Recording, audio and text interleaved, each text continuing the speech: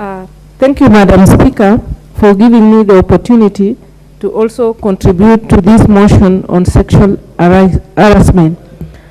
I rise on behalf of the women of Moiben constituency, where I come from. Madam Speaker, this age-old practice where women face discriminatory behavior because of their gender should come to an end in Kenya.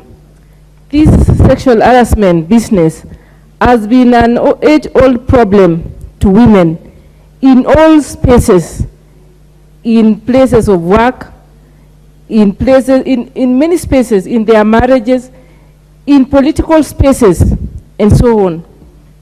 The society should stop harassing women.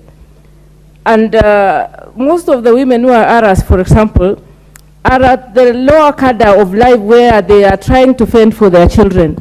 Sometimes they are forced to accept because they don't have an option. What is said in Kiswahili, kubali yaishe. That's what they normally say, kubali yaishe, because they just want to finish with the business so that they can get what they can get, so that they can go back and fend for their children. It is very embarrassing and it is very painful. Madam Speaker, sir, I want to encourage, sorry, Madam Speaker, sorry. Madam Speaker, I want to encourage our men and women that when they come across such images, they should delete in the social media. They shouldn't allow it to move to the next level because, yes, thank you, Honorable Millie, it's a crime. And when you forward it to somebody else, you are giving it power. You are empowering the person who originated it. And I want to say this to our fellow men. I think it is, from my culture, it is an abomination to see the nakedness of a woman, and more so a mother. When you see the nakedness of a mother who is not your wife or your friend, or, I mean, you are supposed to get blind. That's what my culture says. So I can say, categorically say that those who are proliferating this problem, those who are transporting these images from one point to another, may they get blind, as my sister said, and they should never see light again, so that they will not be able to pass that information.